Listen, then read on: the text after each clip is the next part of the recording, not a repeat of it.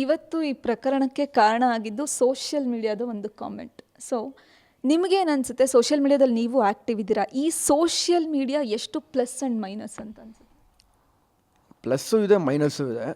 Comment ಮಾಡೋರನ್ನ ನಾವು ಯಾವತ್ತೂ ನಿಲ್ಸೋಕ್ಕಾಗಲ್ಲ. ಯಾಕಂದರೆ ಒಬ್ಬರನ್ನ ಹಿಡಿಬೋದು, 10 ಜನ ಹಿಡಿಬೋದು, 1000 ಲಕ್ಷಾಂತರ ಜನ ಇದ್ದಾರೆ. ಎಲ್ಲ ಪೋಸ್ಟ್ಗಳಿಗೂ ಎಲ್ಲರಿಗೂ ಹೋಗಿ ಕಮೆಂಟ್ ಮಾಡೋದು ನೀವೇ ನೋಡ್ತಾ ಇರ್ತೀರ. ಯಾರೇ ಆ್ಯಕ್ಟ್ರುಗಳಾಗಲಿ, ಎಲ್ಲ ದೊಡ್ಡ ದೊಡ್ಡ ಆರ್ಟಿಸ್ಟ್ಗಳಿಗೂ ಹೋಗಿ ಕಮೆಂಟ್ ಮಾಡ್ತಾರೆ, ನೆಗೆಟಿವ್ ಕಮೆಂಟ್ಸು. ಅದು ಅವ್ರ ಡ್ಯೂಟಿ ಅದು. ಹಂಗನ್ಬಿಟ್ಟು ಯಾವುದೋ ಫೇಕ್ ಕಮೆಂಟ್ಸ್, ಏನೋ ಫೇಕ್ ಪೇಜಸ್ಗಳಿಂದ ಬಂದು ಕಮೆಂಟ್ಗಳು ಮಾಡೋದಾಗಲಿ ಮತ್ತೊಂದಾಗಲಿ ಮಾಡ್ತಾರೆ.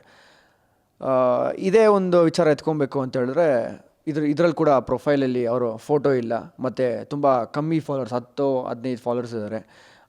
ಅದೇ ಥರ ಹೋಗಿ ಒಂದಷ್ಟು ಹೆಣ್ಮಕ್ಳುಗಳಿಗೆ ಮೆಸೇಜ್ ಮಾಡಿರೋದು.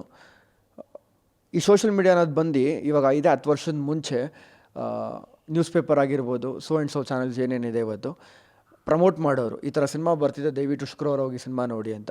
ಇವತ್ತು ಆ ಥರ ಇಲ್ಲ. ಡೈಲಿ ಬೆಳಿಗ್ಗೆ ಎದ್ದು ನೈಟ್ ಹೋಗೋ ಗಂಟ ಎಷ್ಟು ಜನರ ಲೈಫ್ ಹಾಳಾಗಿರುತ್ತೆ, ಎಷ್ಟು ಜನಕ್ಕೆ ಪೋಸ್ಟ್ಗಳಿಗೆ ಹೋಗಿ ನೆಗೆಟಿವ್ ಕಮೆಂಟ್ ಮಾಡಿರ್ತಾರೆ, ಟ್ರೋಲ್ ಮಾಡ್ತಾರೆ ನೆಗೆಟಿವ್ ಆಗಿ. ಬೇರೆ ಥರ ಅವ್ರಿಗೆ ಅವರ ಫ್ಯಾಮಿಲಿಗೆ ಒಂದು ಧಕ್ಕೆ ಬರಬೇಕು, ಇಲ್ಲಾಂದರೆ ಆ ಹೆಣ್ಮಗುಗೆ ಒಂದು ಬೇಜಾರಾಗ್ಬಿಡ್ಬೇಕು, ಇಲ್ಲ ನೇಣು ಹಾಕೊಳ್ಳೋ ಪರಿಸ್ಥಿತಿ ಎಲ್ಲ ಹೋಗಿದ್ದಾರೆ ಒಂದೊಂದು ಕಮೆಂಟಿಂದ. ದಯವಿಟ್ಟು ಈ ಸೋಷಿಯಲ್ ಮೀಡಿಯಾ ಒಳ್ಳೆ ರೀತಿ ಯೂಸ್ ಮಾಡ್ಕೊಳ್ಳಿ ಪ್ರತಿಯೊಬ್ಬರೂ. ಯಾಕೆ ಅಂತ ಹೇಳಿದ್ರೆ ಇದು ಒಳ್ಳೆ ಪ್ಲ್ಯಾಟ್ಫಾರ್ಮು, ಪ್ರತಿಯೊಬ್ಬರನ್ನ ಒಂದು ಶೋಕೇಸ್ ಮಾಡ್ಕೊಳ್ಳೋಕ್ಕೆ, ನಿಮ್ಮ ಟ್ಯಾಲೆಂಟ್ ಶೋಕೇಸ್ ಮಾಡೋಕ್ಕೆ. ಅದನ್ನು ನೆಗೆಟಿವ್ ಆಗಿ ತೊಗೊಂಡೋಗಿ ನೋಡಿ, ಒಂದೇ ಒಂದು ಕಮೆಂಟಿಂದ ಇವತ್ತು ಒಂದು ಪ್ರಾಣ ಹೋಗಿದೆ. ದಯವಿಟ್ಟು ಯಾರೂ ಅದನ್ನು ಮಾಡೋಕ್ಕೆ ಹೋಗಬೇಡಿ. ಗ್ಯಾರಂಟಿ ನ್ಯೂಸ್, ಸುದ್ದಿ ಖಚಿತ, ನ್ಯಾಯ ನಿಶ್ಚಿತ.